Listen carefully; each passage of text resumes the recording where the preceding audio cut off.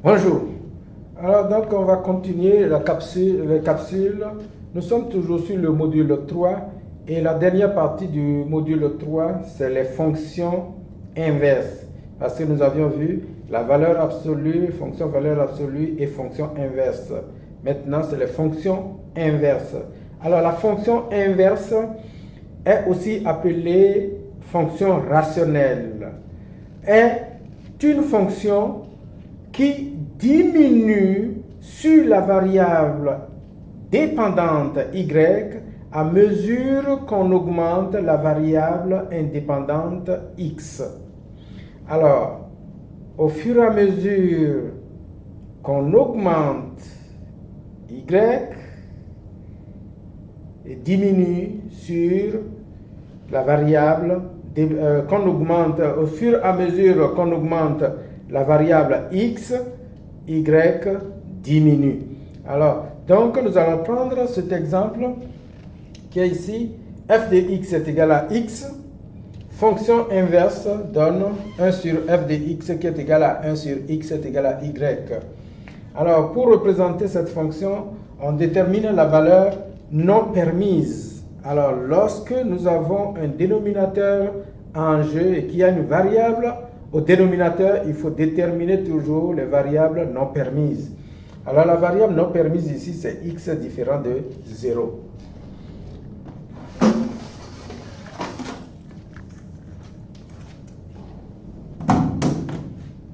Bien. Alors donc,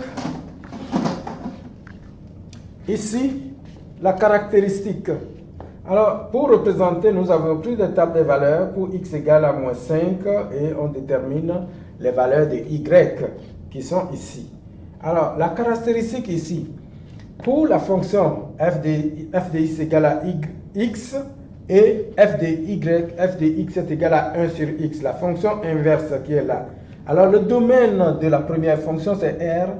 Par contre, le domaine de la fonction inverse 1 sur x, c'est x appartenant à R tel que x soit différent de 0. Cette base, ça veut dire x appartenant à R, x tout élément de R tel que x différent de 0. L'ensemble des images ici c'est R, puisque cette fonction c'est une droite. L'ensemble des images c'est R, et là, tout y appartenant à R tel que y soit différent de 0. Alors, comportement à l'infini de la fonction. Comment est-ce que la fonction se comporte à l'infini? Nous avons plus l'infini et nous avons moins l'infini.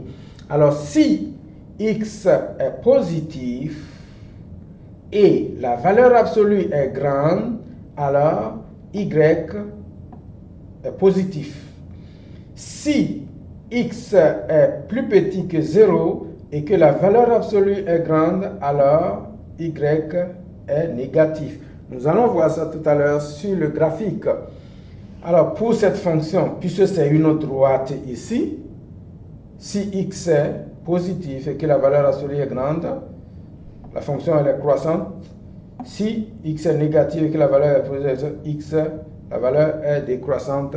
Nous allons voir ça tout à l'heure lorsque nous allons représenter cette droite. C'est une droite ici.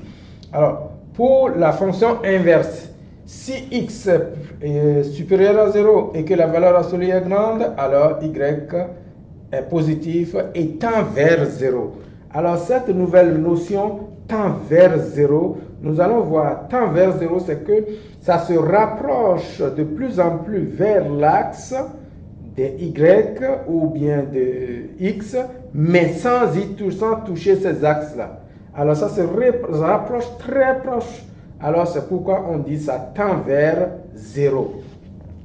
Alors si x est plus petit que 0 et que la valeur absolue est grande, alors y est négatif et tend vers 0.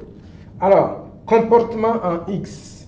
Ici, si x égale à 0, mais cette fonction y égale à 0. Il n'y a pas de problème. Mais de l'autre côté, si x égale à 0, non défini, nous avons ce qu'on va appeler une asymptote verticale. L'asymptote verticale, c'est la droite x égale à 0. Si x égale à 0, Alors ça veut dire que notre fonction ne touchera pas cette droite. Et les points invariants. Qu'est-ce qu'on appelle point invariant? Les points qui ne changent pas si x égale à telle valeur, y va être égal à la même valeur. Alors, puis, regardez la table des valeurs ici. La table des valeurs, c'est les points que j'ai encadrés, que j'ai encerclés. Alors, pour x égale à moins 1, y égale à moins 1. Pour x égale à 1, y égale à 1. C'est ce qu'on va appeler des points invariants. Alors, on va voir.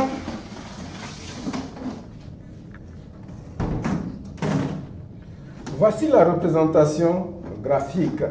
Alors, cette représentation graphique, regardez très bien, bon, puisque voilà ce qu'on disait. Plus ici, x est négatif, plus petit, x est négatif, et que sa valeur absolue, la valeur absolue d'un nombre négatif, elle est grande.